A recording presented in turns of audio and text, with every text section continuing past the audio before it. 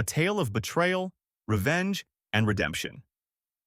There are moments in life that shape us, moments that, once they happen, change everything. And no matter how much we wish we could go back, there is no undoing what has been done.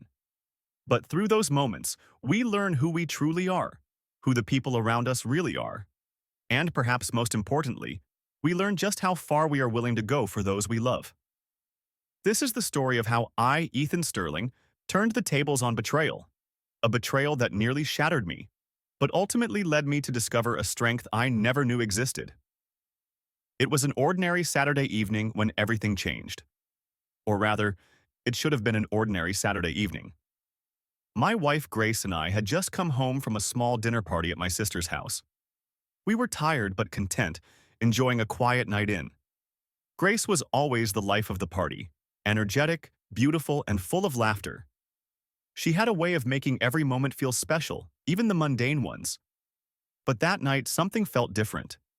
Grace seemed distracted, lost in her thoughts, and when I asked her what was wrong, she just smiled and assured me that everything was fine. I wanted to believe her, but the unease in her eyes lingered long after the conversation was over. It wasn't until the following week that I first felt the true weight of that unease. One day, while working from home, I noticed an unfamiliar number on Grace's phone. I wasn't the type of person to snoop, but something about this number kept gnawing at me. The calls seemed too frequent, too urgent for a random contact. I told myself I was being paranoid, that there was no reason to suspect anything out of the ordinary. But the nagging feeling didn't go away. It was my cousin Luke, who had been close to me all my life. We'd grown up together, and over the years we'd shared so much. Everything from the best memories to the deepest secrets. Luke and Grace had always gotten along well. He was part of our inner circle, someone I trusted implicitly. But one evening, I overheard a conversation between Grace and Luke. It wasn't a loud conversation, but the words cut through the walls of my mind like a sharp knife. Grace laughed softly, and Luke's voice was low and comforting, like it always had been.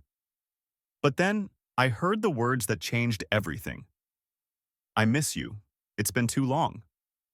"I know. But we have to be careful, Luke. Ethan can't find out. He can't know the truth." My heart stopped. I felt the blood drain from my face. I couldn't breathe. I stood frozen, replaying those words over and over again. What was I hearing? They, Grace and Luke, had been hiding something from me, something huge. I confronted Grace that night. Her face went pale when I asked her directly. The silence between us felt suffocating. And then, finally, the confession came. "I'm so sorry, Ethan.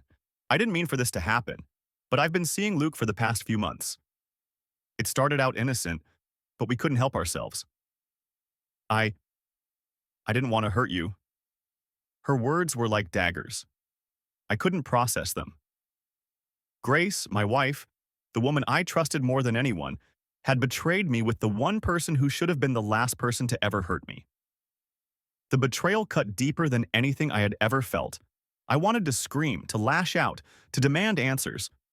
But all I could do was sit there, staring at the woman I had once loved with all my heart.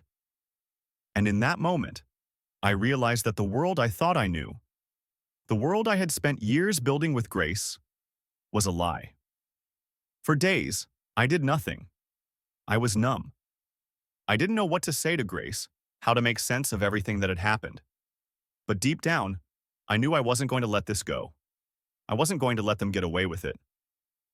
I thought about it long and hard, about how best to make them feel the weight of their actions. I couldn't just let it slide. Grace might have thought I was weak, that I would forgive her, and everything would go back to normal. But I wasn't that person anymore. I was a man with a plan. Weeks passed, and while Grace believed I was coming to terms with the situation, I was quietly preparing my counterattack. I started gathering evidence, subtle, careful evidence, of Luke's past. I dug into his business dealings, the shady investments he had made, the debts he had racked up, the small criminal activities that had always gone unnoticed. It wasn't hard to find the cracks in his perfect facade. I also found out that Luke's business partner, someone he had always trusted, had been involved in a money laundering scheme. It was the perfect leverage. But my plan wasn't just about Luke. I needed to make Grace understand the full extent of her betrayal. She thought I was going to forgive her, that I would simply let it slide because of the years we had spent together. But I needed her to know that she couldn't just walk away from the mess she'd created without facing the consequences. So I began to tighten the noose around both of them, carefully setting the stage for my revenge. The first move I made was anonymous. I sent a carefully worded tip to the authorities about Luke's involvement in the money laundering operation, pointing them directly to the evidence I had gathered. The police raided his office the following day, and Luke was caught completely off guard. He had no idea who had ratted him out, and as the investigation deepened, it became clear that he was in serious trouble. Next, I confronted Grace.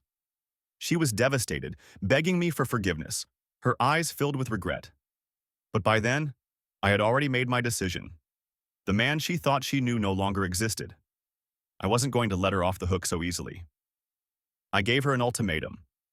We could either go through a public, messy divorce, or she could come clean to the family about what had happened.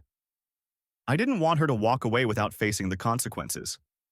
I wanted her to suffer the humiliation, the shame of having destroyed everything. But as the weeks went on, it became clear that Grace was beginning to understand the gravity of what she had done.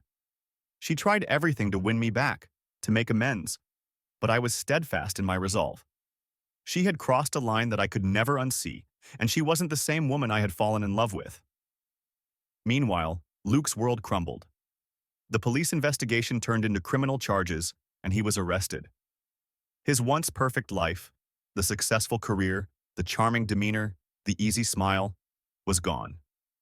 He was facing years of prison time for his involvement in the financial crimes. The final confrontation happened one evening, just as the storm of consequences was closing in around them both. Grace and I sat down in the living room. There was no more pretending, no more lies. We spoke honestly, for the first time in months. "I never wanted to hurt you, Ethan," she whispered, her voice shaking. "I love you." "Love?" I scoffed, my voice cold. "How could you love me and do this? How could you betray me with Luke, someone who should have been a brother to me?" Grace lowered her head, tears streaming down her face. "I don't expect you to forgive me. I don't deserve it, but I hope one day you'll find peace. I'm so sorry for everything." "I don't know if I'll ever forgive you," I said. "But what I do know is that I'm done. Done with the lies. Done with the betrayal." And with that, I walked out of the door, leaving the life I had known behind me. Months passed. Luke was convicted and sent to prison, his reputation destroyed. Grace tried to rebuild her life, but the weight of her actions was something she could never escape. As for me, I slowly but surely picked up the pieces of my shattered world.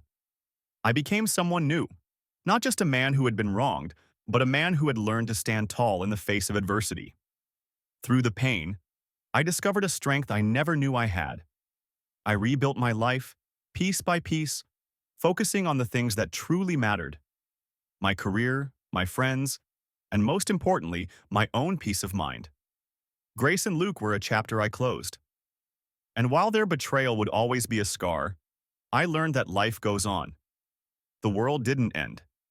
In fact, it became even more beautiful as I walked through it with newfound strength. So, to all those who've been hurt, who've been betrayed, remember this: you are stronger than you think. Betrayal may feel like the end of everything, but it's often the beginning of something new, something better. Thank you for listening to my story. If you've experienced a similar betrayal, or if you have a story of your own to share, we'd love to hear it. Leave a comment below, share your experience with us, and don't forget to subscribe to our channel for more stories of redemption, strength, and overcoming the odds. Until next time, remember, never let anyone dim your light.